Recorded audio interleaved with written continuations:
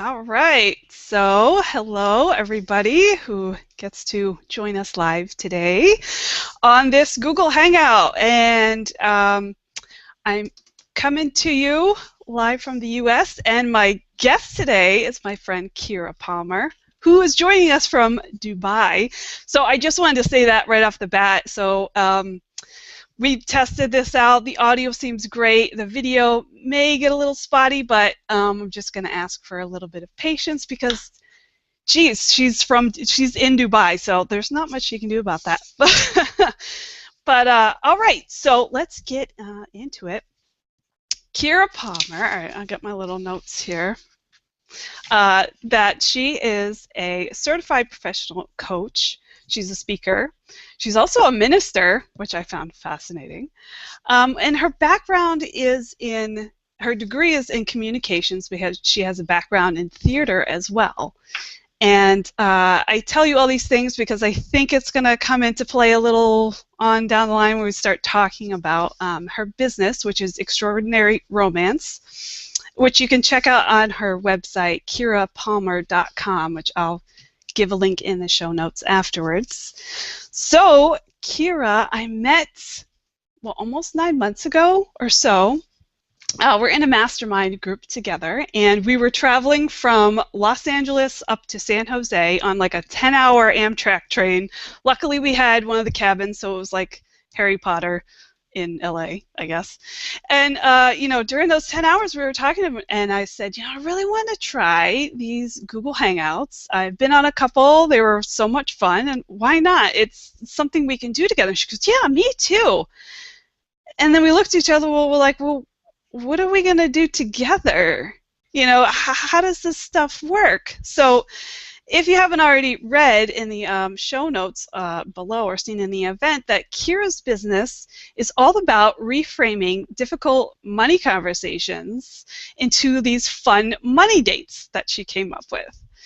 And I said, a lot of people, a lot of my clients and a lot of people that I know and follow either have started their own business or gone off on their own or have maybe a partnership type of business with one other person. And they're always looking, for ways to kind of improve that bottom line, so to speak. And this is a way that's kind of, I think, well, I know, is very overlooked by people. I think a lot of times we get very focused, I'm speaking for myself here too, on, the business model and what model makes more money and how can I leverage this and that. But it's also those kinds of almost soft skills, if you will, around, what about the relationship at home with money? How is that affecting your business? On how much you make, on the relationship itself, all those things. So I think it was a great way to kind of introduce something new to, I know, my clients and other people like myself who work for themselves, maybe have made the leap from working for somebody else and now going on their own, to say, yeah, that transition could be very difficult on the relationship itself. And even if you're not fighting, so to speak, and have a good relationship, there's still, I found myself through going through her VIP sessions, there's still some sticking points that hold you back. So with that, I've talked way too much, and I'm going to let Kira kind of take over, and maybe Kira, can you start by explaining maybe how you kind of got into this? Yeah, of course. So first of all, hi everyone. Thank you so much for that great intro, Amy. I feel so flattered. Um, but but basically, I did this because I was using these skills for myself. I had, as Amy said, I have a background in performance and audience engagement, which is a big fancy term for how do you talk to people and have them listen to you. Which we do a lot of in the performing arts. And then I segued that over into the more kind of social sciences side of it with the communication piece, where I was studying communication in groups and communication in families and communications in relationships. And so it was all about how people were talking to each other, how to do it effectively, and then also how to do it so that people conversation feeling good. I was very interested in that. There's a lot of different things you can for example, in undergrad I took a rhetoric of terrorism class, so that gives you that gives you an idea. You can look at a lot of different pieces of communication, but I was really interested in how do you talk to people so that you not only get your point across and know that they understood you, but both of you leave the interaction feeling good. And so I was having, I after working in corporate theater for a little while in organizations, I left to start my own coaching practice. And I was learning all of these tools in coaching to use with clients and getting great feedback from clients, weaving in all of my little theater pieces and communication pieces and what have you. But my business wasn't really growing, and I was finding that at home, like none of the skills that I had were coming into play, and it got so bad that I was ready to walk out on both the marriage and the business because things just weren't working. And so I said, look, I have all of this education in how to be effective getting across a message and share my side of the story and to have people leave the conversation feel good.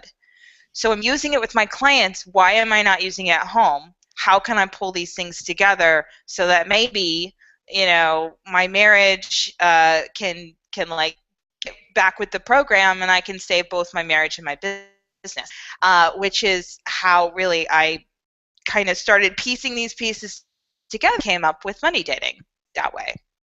So yeah, it was kind of a non-linear process, but basically I got into this because I had need of it and I couldn't find anything in the marketplace that could help me, so I created something. Yeah, I was just going to say that's like the number one thing we're taught, it's like where's that hole in the marketplace? And a lot of times it does come from something we're looking for, that help or that product or something. And yeah, I was just really inspired by that, that it came, this thing wasn't just, oh, I see this thing over here that maybe these people would, help with. It was like, no, this is, trial by fire almost. I went through this too. And I think especially for something so personal and can get very intimate, between the couples, to have that firsthand experience that you did, like coming out of the fire, so to speak, of like, I've been there and I found my way and I've worked through it and now I want to help you, is very evident when working with you, I'd have to say.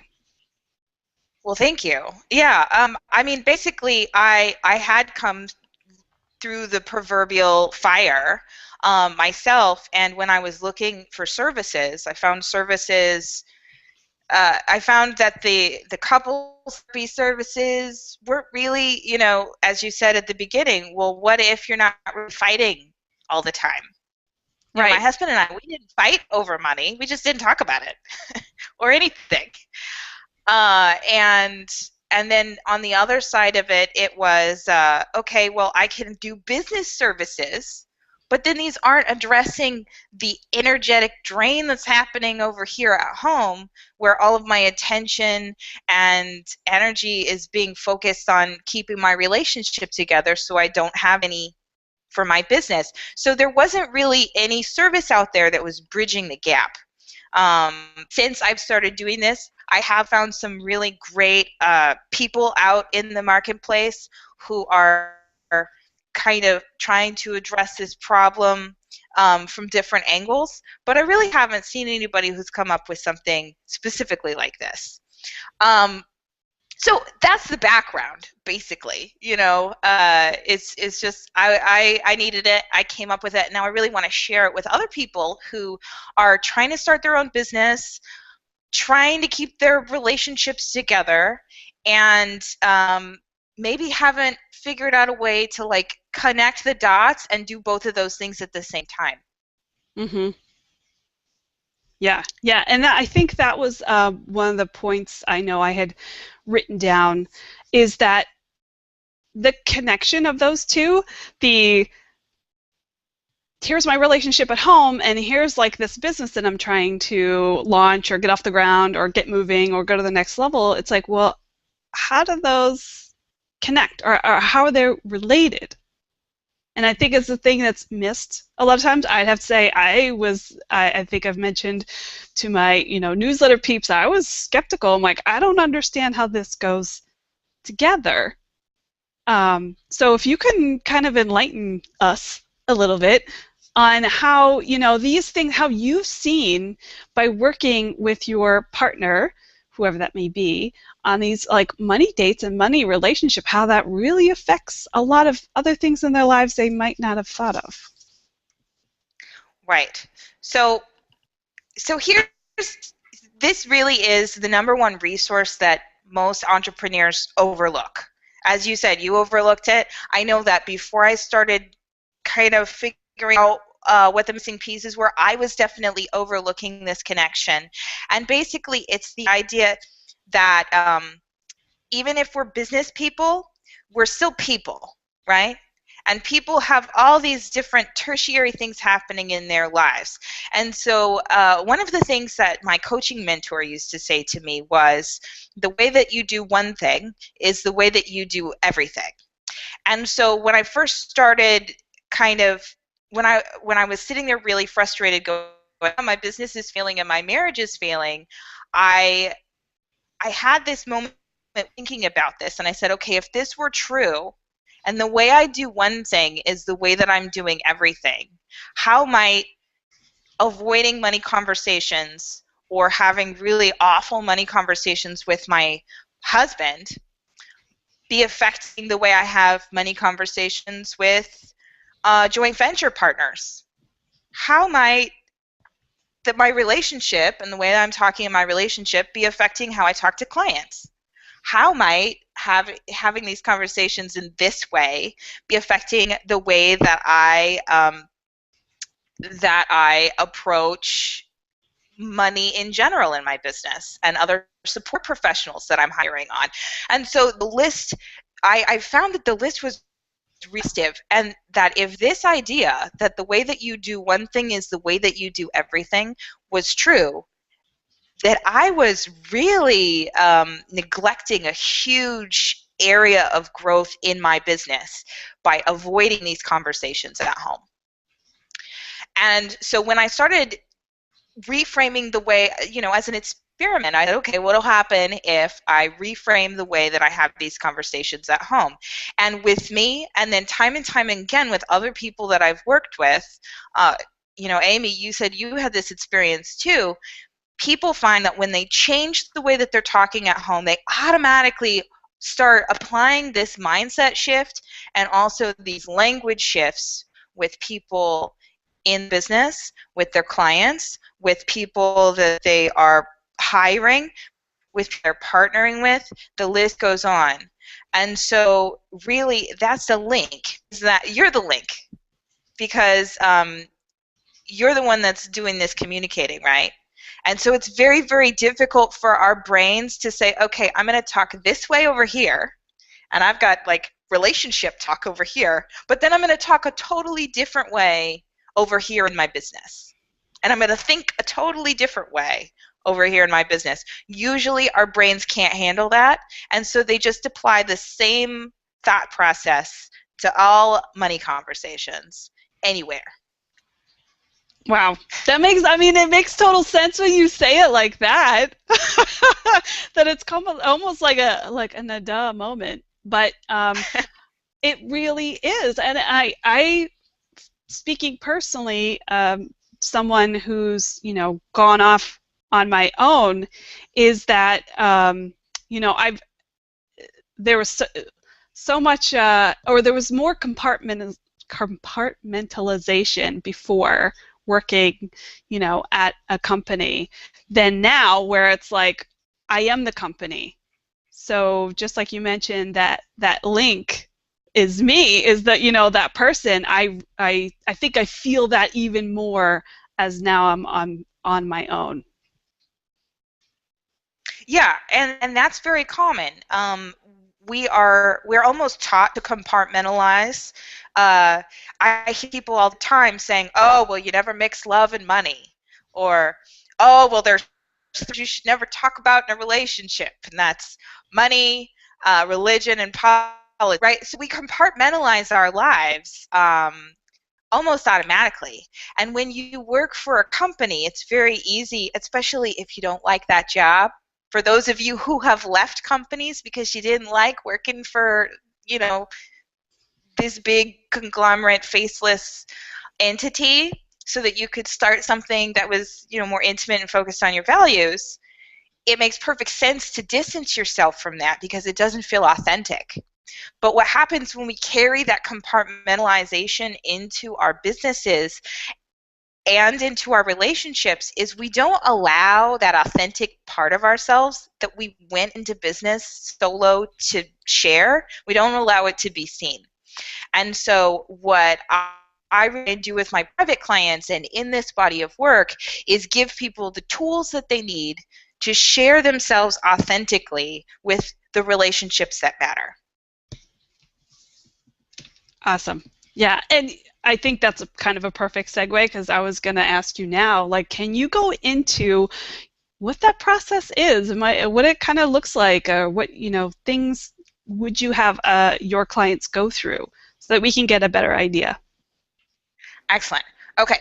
Well, I'm just looking at my notes here, trying to find some juicy examples for you guys. Okay, so yeah, so one of the things that I talk about a lot with my private clients is this myth that everybody fights about money and the best thing to do is avoid it.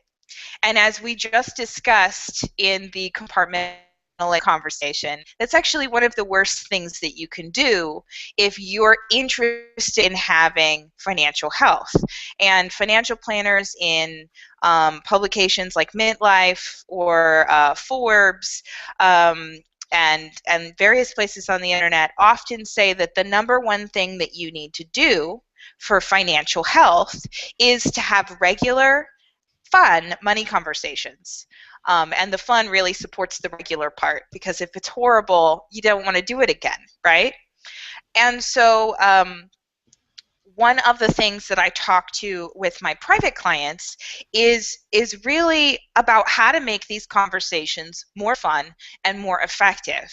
And so what I tell them is I teach them a style of communication called non-communication. It was developed by a man named Rosenberg. So if you're interested, you can go and look up his books. He has a lot of information on it if you want to know more about this subject. However, I have broken it down into a fun acronym that's easy to remember so that you don't have to go and read all of the nonviolent communication books that I've read in order to do this stuff. And the tip is to make a fab request. So basically what you want to do is you want to, when you're talking money with your partner, you want to start your sentence with a feeling by saying, I feel. Now, most people, what they do is they go, I feel like you're blah, blah, blah. Or I feel like you're being really irresponsible. Or I feel like you just don't understand what I'm talking about. So this is great. Most people communicate that way. And one of the reasons why this isn't effective is because when we start a sentence that says I feel and then put like after that, like actually isn't a feeling, and usually whatever follows like isn't a feeling. And so right away you've taken an adversarial turn with whoever you're talking to because they need to defend themselves against this accusation, basically. So what I like So to can do, can I just interrupt? I mean, what kind of yeah. example? Give us an example of that so we go, oh, Okay, oh. great. So so for a long time, the first year of my business, I didn't think there was no money coming in, and so my husband would say, I feel like you're being irresponsible with our money. And so here I I get am it. trying to start a business. Like, we already had a conversation about this. He knows that, he knows all the statistics about what starting a business goes. So instead of hearing whatever's happening for him and whatever concern he has, all I hear is him accusing me of being irresponsible. So then what happens? Then I say, I'm not being irresponsible. Do you remember when you spent this amount of money on whatever? Right? Exactly. And so then we get into this cycle of no, you're being irresponsible. No, you're being irresponsible. No, you're being irresponsible. No, you. Right? Okay, so we're not going to do it that anymore. We're going to make a fab request instead. We're going to say, I feel nervous. So if my husband were saying this to me and he were making a fab request, I feel nervous when you spend a lot of money on your business without making any back, because I think you're being irresponsible with our money. So that is fab, feeling, the action, what's happening that's causing this feeling, and then the belief he has about it. And then he's going to make a request to me, and he's going to say, I'd really like to know what your plans are for making a profit in your business. So I'm using an actual conversation that we had. This is a money date that me and my husband before I started making profit in my business. I think it's a And great one because I think it's a lot of us who have made that leap and started our own business have these same particular concerns or maybe conversations, not in the best way, maybe as you're showing us. So it's a great example. right. So we went through the I feel like you're being irresponsible conversation for a year. It didn't do anything. Then we had, I put together this idea of the fab request and I taught it to him. And I said, okay, so let's try it this new way. And he shared this fab request with me. And I was like, oh, I had no idea that you were feeling nervous this whole time. And so now I could empathize with him. And guess the response was not, well, you spent this kind of money last week. Instead, my response was something like, oh, well, I didn't know that you felt so nervous. How can we address this? You see how that instantaneously changes the conversation. So for those of you listening, get a pen. I encourage you to write this down. You want to make a fab, a feeling, feeling, action, belief, and then make a request when you're talking to your partner about money. A fab request. That is perfect and kind of very fitting for you, I must say, that acronym, FAB. So you. I thought fabulous. So, perfect way. I love that kind of reframing that because I've either been in or I've seen those kinds of conversations that kind of like go around in circles, and then you feel like you're not getting anywhere, either of you. So maybe now I've kind of introduced the name Money Dates, and this is something that you've put together. I know when you were first, I'm kind of, like I said, we're in the same mastermind group, so I've kind of seen the trajectory of the Money Date, but it's not maybe something very familiar to most people. So if you can kind of maybe go into that piece. Yeah. Okay. So there's this idea that every fight's about money and it's not a big deal, right? And as we've been seeing, it's kind of a big deal. Not only does it affect your business, not only does it affect how you talk to clients, it also has the opposite effect that most people want to have in their relationships. Because really, when you talk about money, you're having a conversation about your life. Money conversations symbolize where you live. They symbolize what your lifestyle's like. They have to do with how many kids you have and what you do with those children, and like whether or not you have them. And so money conversations are really a conversation about the life you want to have together. And so when you have ineffective money conversations, not only are you jeopardizing your financial health, not only are you a handicap in your business, you're also moving farther apart emotionally and on an intimacy level with your partner. And so, I mean, there's a reason why money fights are one of the top 3 indicators of divorce, because this thing happens. And so, when I was looking at this, and I was like, I know that we need to talk about money. I hate talking about money, and I usually don't use that term, but I hated talking about money. Didn't want to touch it with a 10-foot pole. No way, no how. Like, I grew up with hippie parents who have all sorts of different ideas about this kind of stuff. The man and all that. And so I didn't want to have them. And then my husband, for different reasons, also didn't want to talk about it. It's just not something you talk about, right?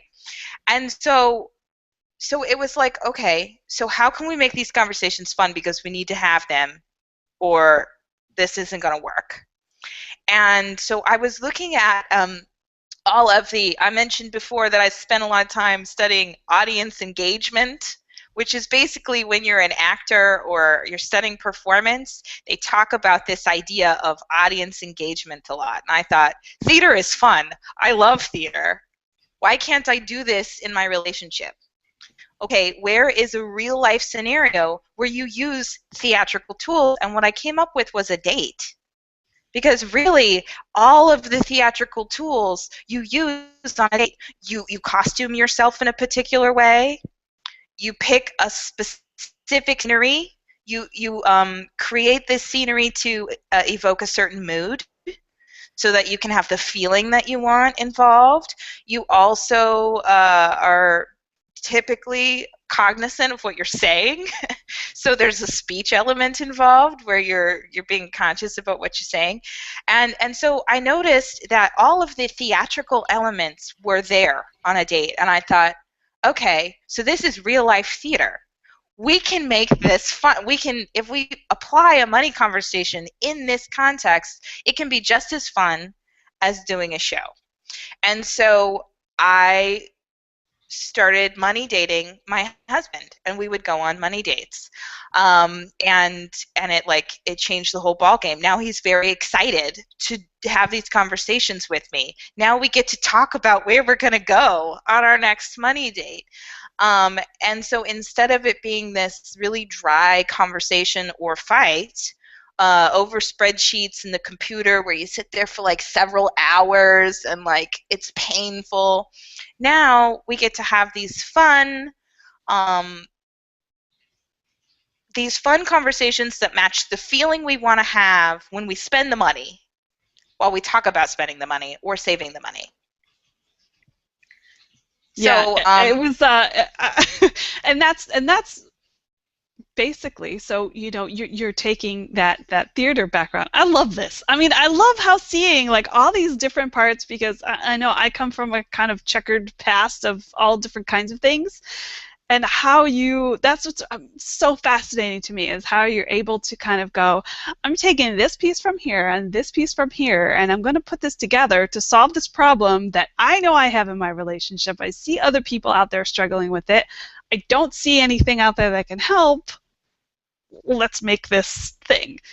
And I think that part is genius. I mean, to make it a date, you are so on the money. And sometimes I think, especially for those of us who are in relationships for a while, you kind of forget about the dating part. It's been a while. It's like, yeah, you go out to dinner and you sit there, so what's going on? Not much. Okay, you eat dinner and talk about, I don't know, what we need to put on the grocery list. But this kind of gives it like this injection of energy and a focus and fun and exciting, and I just thought it was just so great for couples to do this. So I just had to share that. Well, thank you. Thank you. And you've got a great point. It does interject something, because when you're first dating, there's a purpose. You're getting to know each other, right? And then as you date, and a lot of my private clients are either thinking about marriage, they've been together for a long time, or they've been married for a while. And so this component, like, well, we already kind of know each other, right? And then I hear people say things like, well, gets in the way. We don't have time to date. So what if that same life that's been getting in the way of your romance were the very thing that's sparking that romance? What if you get to talk about that life that usually gets in the way and incorporate it into your dates? So, okay, so I'm going to give you the next tip now because I'm excited. Now, Amy, she talked about this in one of her newsletters, the 6 W's. And this is really one of the main tools that I give to my private clients when they are setting up their money dates. What I usually coach do is to create some sort of evocative invitation for their partner. Because most people, when they want money, they go, hey, we need to talk about the bills. Or like you said, hey, what are we going to put on the grocery list, right? So instead, this new way, this money date way, is to create an invitation that has the feeling that you want in the conversation about the money. So, Amy, may I share what we did with your invitation? Yeah, that's Okay, so yeah, for perfectly. cool. Okay, so Amy wanted to have a fun, light, adventurous conversation about her money with her husband. And so what we put together was a scavenger hunt invitation that culminated in a nod to both of their military backgrounds with a classified document for like a mission document. So an invitation can look like whatever you want. Like Amy's was the scavenger hunt classified mission document. I've had other people who did formal invitations to a nice restaurant, and I had one client who created a Grammy poster. Fabulous stuff. But there are 6 things that you absolutely have to have on your invitation, and I call them the 6 W's. So if you're writing notes, this is a part to write down. You want to include who is going on the date.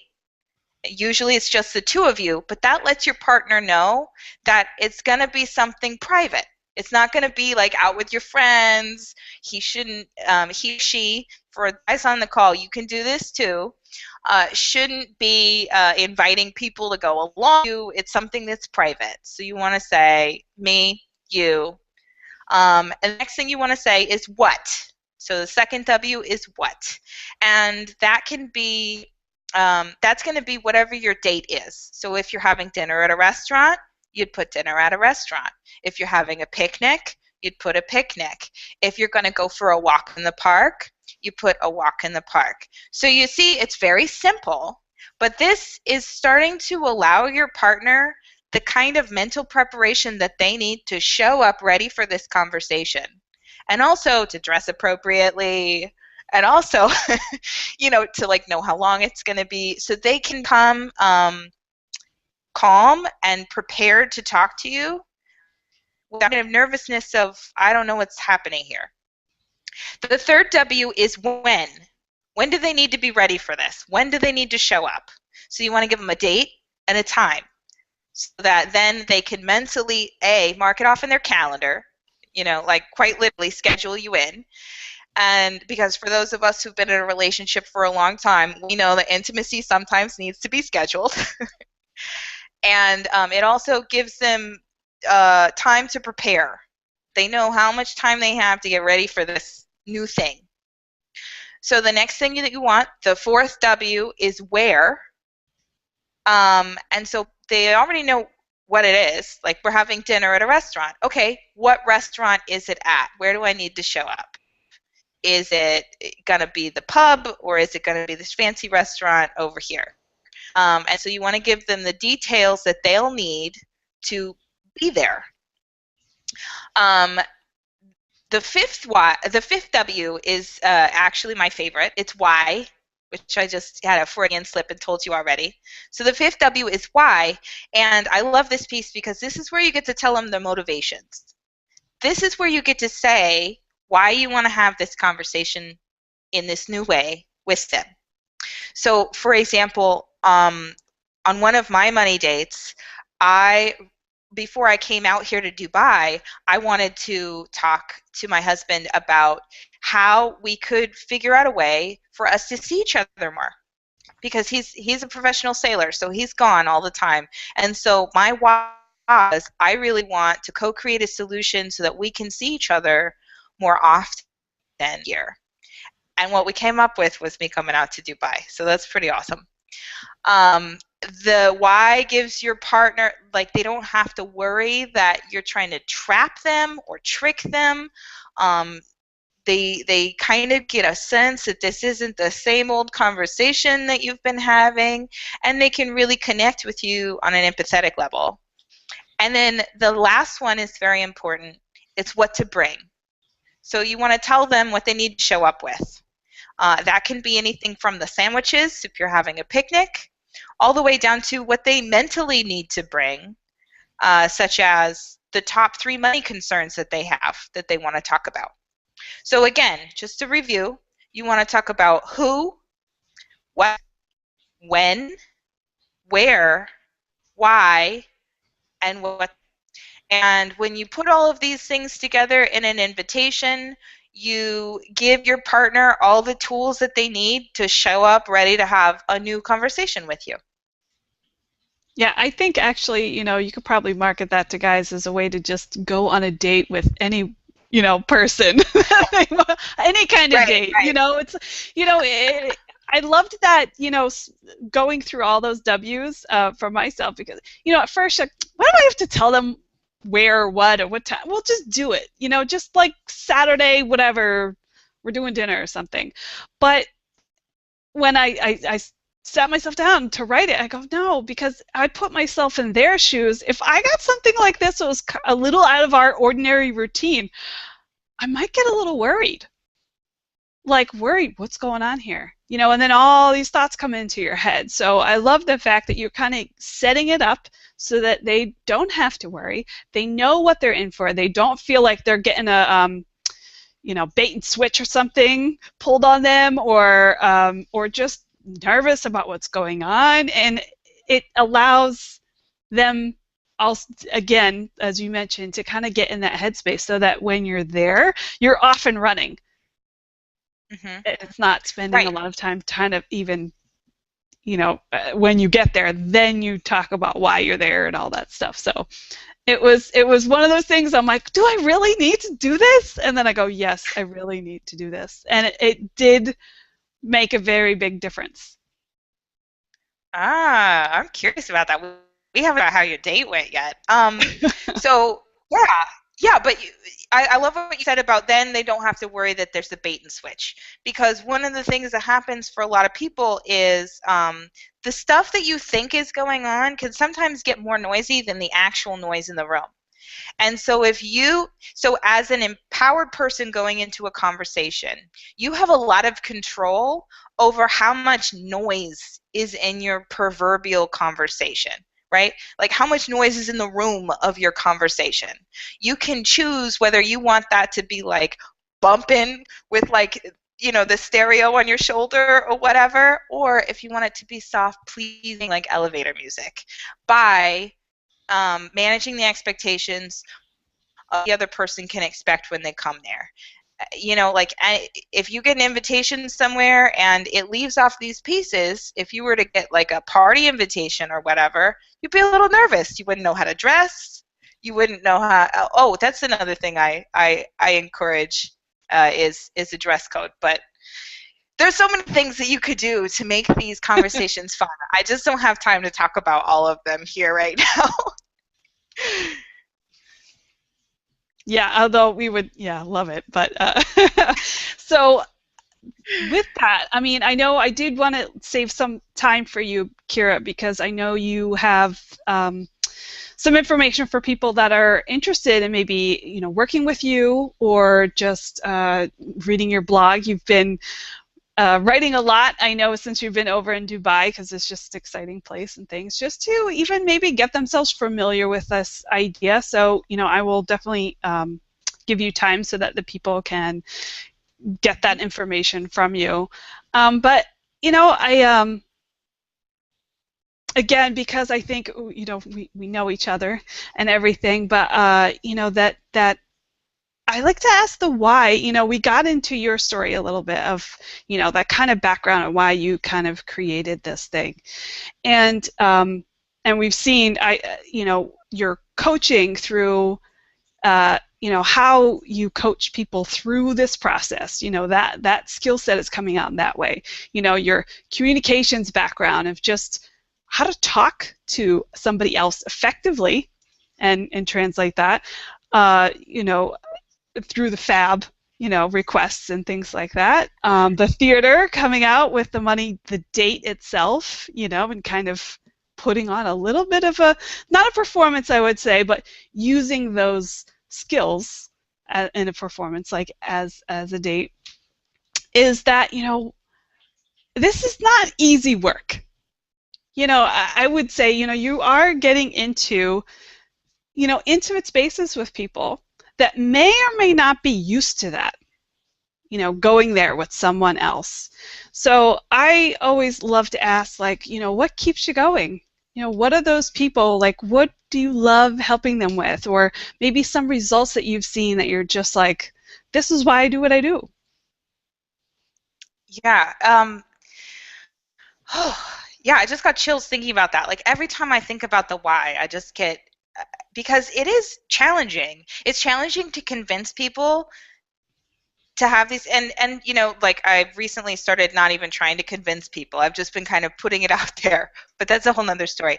But this is a scary conversation to have, basically, is the point. It takes a lot of courage to go into something where you have a lot to lose and change things.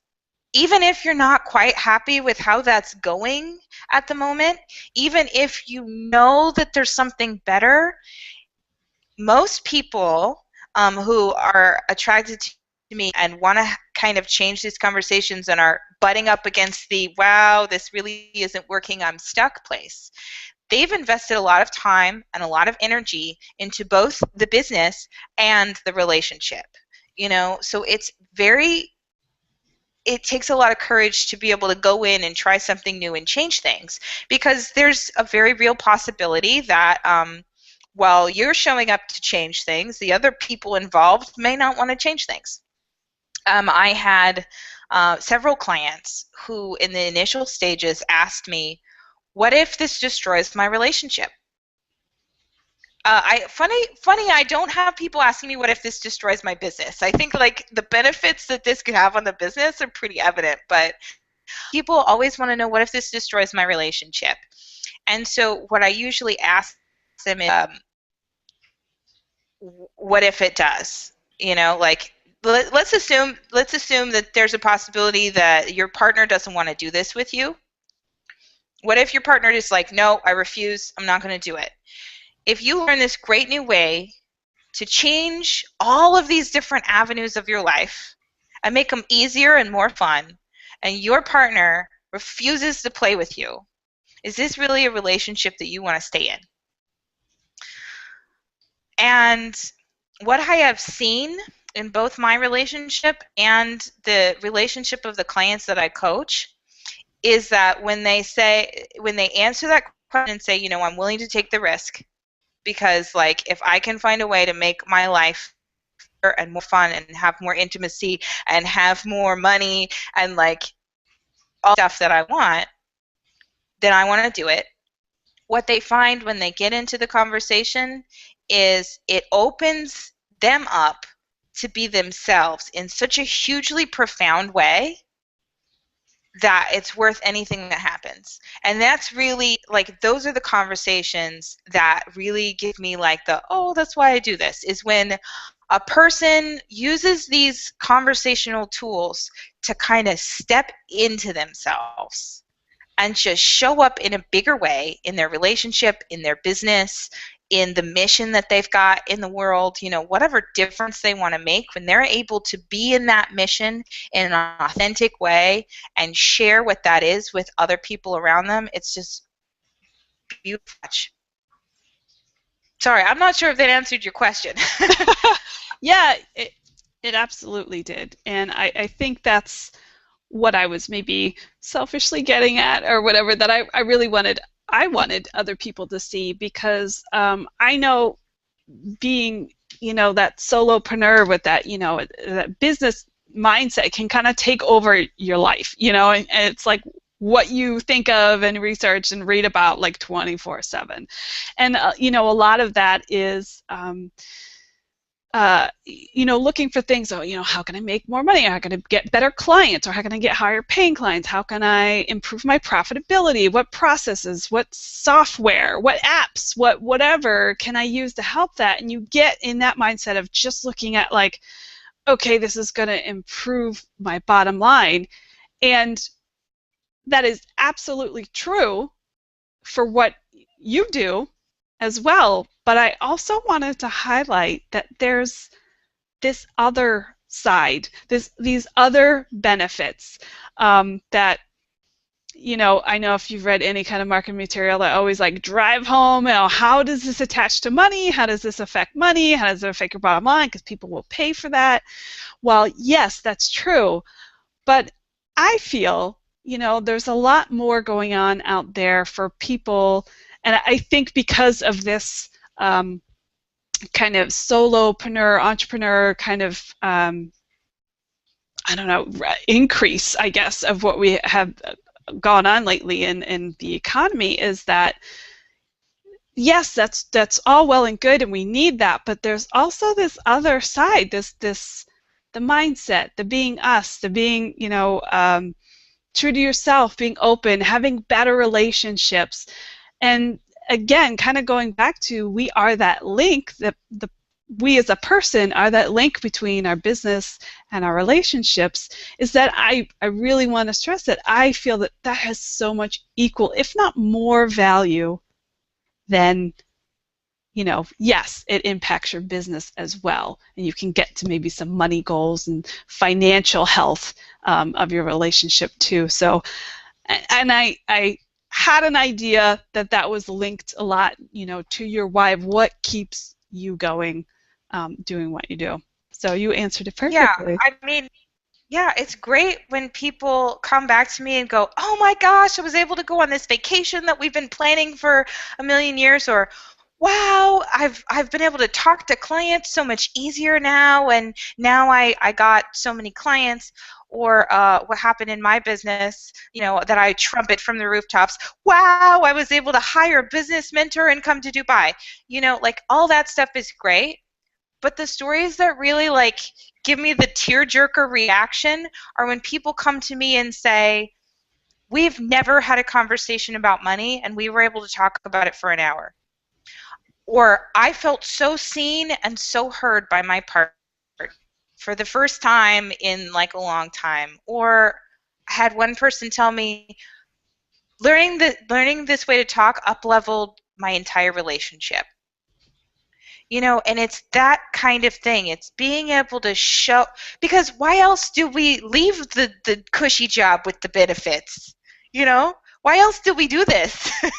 Like, why else do we go into business for ourselves? Why else do we get into relationships? Relationships are freaking scary. Why do we do all this stuff if we're not trying to get like a little bit better and do it a little bit differently than the models that we've seen? We're trying to have that next stage of growth. And so what I really love about this is that it's a way that everybody can access that next stage of growth. Everybody can do this. People, "Oh, well, men talk one way and women talk another way," and everybody can learn these skills. Everybody can do this. And I think I mentioned that again in my newsletter. It's kind of crazy, they do say when you write, like, stuff comes out, and I was saying how, I was skeptical a little bit, because I'm like, well, I'm not a real romantic kind of person. Don't get me wrong, I like certain things, some romance, but I am not the typical, I want flowers and long walks on the beach. No pina coladas here. I don't want that. It's just not me in particular. But it didn't matter, because, and again, I think that's where your coaching background really came out, was to say, well, that's okay. That's somebody else's idea of what they want to do. What's yours? Because you wanted to make it work for that couple. and not just give like, you should go on a romantic date with roses and wear fluffy dresses and go out to a very high class restaurant. You know, for some of us, that's absolutely awesome. Others, that's like dreadful.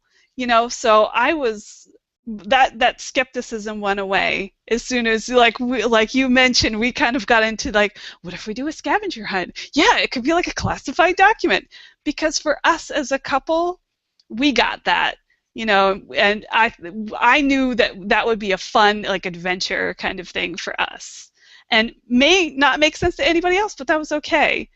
And so I do really think it can work for a lot of different people, and even guys. I mean, on the other end, I know you typically work with women because they're more, you know, drawn to you and your work and things like that. But, you know, we were talking before we started and saying, you know, but there's a lot of enlightened guys out there too, and who are either worried about, they have their money concerns, or they might see their other halves, their partners, stressing about money, and they don't know how to help it. And, you know, so they can take the initiative as well.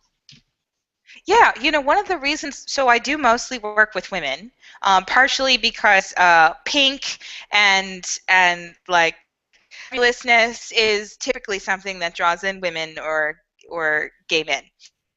Um, for any of you gents out there who are like, this is cool, I want to learn it, there's nothing demasculating about this. One of the reasons that I teach this particular style of speaking, like that I came up with this, is actually for you guys. It's so that you can learn it too. Statistics show that women are usually the ones who will go out and seek out self-help type of things. So from a marketing perspective, that's one of the reasons why I work with women more than men. However, before my incarnation as the relationship empowerment coach for women, I was working with guys. I was working with engineers. I was working with sailors. I was working with computer dudes. Like most of my friends were men who were in these kind of fields where they would most likely go off by themselves as independent contractors or whatever, and they were having a hard time talking about life with women. And so when I developed this system of how I was going to talk to, you know, I'm in a heterosexual relationship, so to a man, I developed it with him in mind. I developed it with all of you dudes in mind who are listening too. Part of the reason why this works so well for women is because it works really well for you guys. It gives you a structure. You know exactly how to use, you know, like it's building blocks. I know that guys tend to appreciate stuff that's more linear, and so this is a very linear system that you can use to talk about stuff that's maybe not so linear that's happening for you. And it's a way that you can talk about it that a woman can understand. So if there are any guys on the call listening to this, you guys can use this method too. And I'll tell you what, women really appreciate invitations to go on a date that they can tell that you thought about and is custom made for your relationship. I'll tell you what, if there's anything that is going to get you points with your significant other, it's asking them out on this kind of date. So don't poo-poo this just because I have pink hair and I usually work with women. This is for you guys too. Fantastic. I love that. So we're almost at the top of the hour again, and so at this point, I want you to share with all of us how we can work with you, how we can get in touch with you, all the goodies. Definitely. So as Amy said before, she's going to put this in the comment section down below. But the best way to get in touch with me, if you're feeling drawn to this work and you want to learn more and you go, wow, this money dating stuff is amazing, because I know some of you are doing that. And so what I want to do is I want to give you an opportunity to work with me. What you do is you go to www.kirapalmer, KIRAPALMER.com, and you're going to do two things. So you're going to sign up for my free gift, and so you can figure out right away what the top 3 things to do in your money date are, so you can start applying this stuff right away. I talk more about some of the things I hinted at, how to dress, and some other elements that you can incorporate into your date in that gift. All you have to do is put in your name and email address.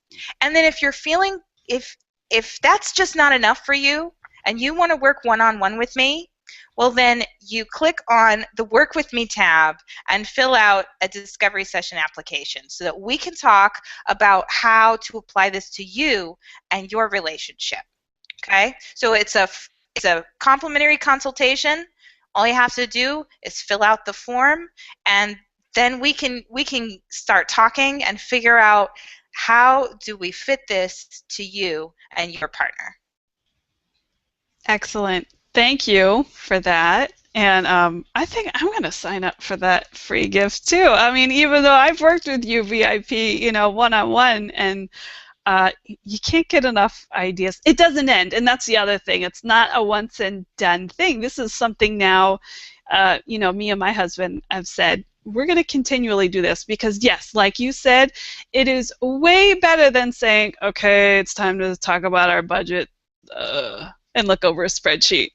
Nobody wants to do that. We don't want to do that. But the results are what we want, so this is a regularly scheduled thing for us. Awesome. Yay! So I love hearing that. Yeah. So you've reformed the skeptic. You got it. So again, thank you, Kira, for coming on with us. It's what, 8 hours ahead, I think you are. So we tried to. It's dark outside now. It's nighttime. I think it's okay because here they really do have Arabian Nights. Like during the day, everything's pretty much dead. Nothing starts popping until 7:30. So I might go out and some shisha, or go to a club or something. I haven't figured out what tonight, but it's Arabian Nights time, y'all. It's time. Yeah, I don't know. Yeah, we're still just lunchtime basically over here. So I do appreciate you, Kira, for coming on because we made it work even with the time difference, even with only having Wi-Fi over there and no voice over IP. We made it happen, and I'm very glad that you could help me even, test out these Google Hangouts, and it's so much fun to talk to you anyway, and then to share it with a lot of people that I knew it could be something new and maybe eye-opening for them, a little different, maybe something new, but I definitely I know that there's the value is there, and this is something that's needed, I feel, for a lot of entrepreneurial couples or partners out there today. So with that, yes, again, as Kira mentioned, I'm going to put her link to her website and everything in the YouTube video show notes that anybody can access when you watch this later. Again, thank you.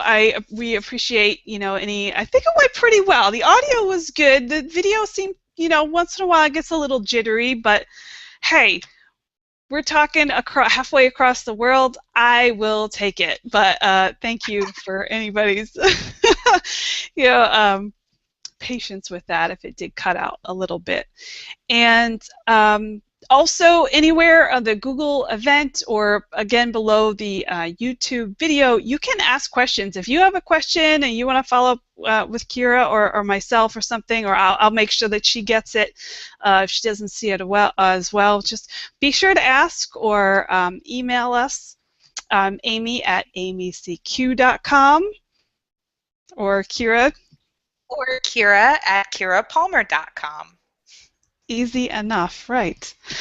All right, so thanks again, Kira, for joining me, and thanks everybody watching out there. All right, Bye. We'll talk soon. Bye.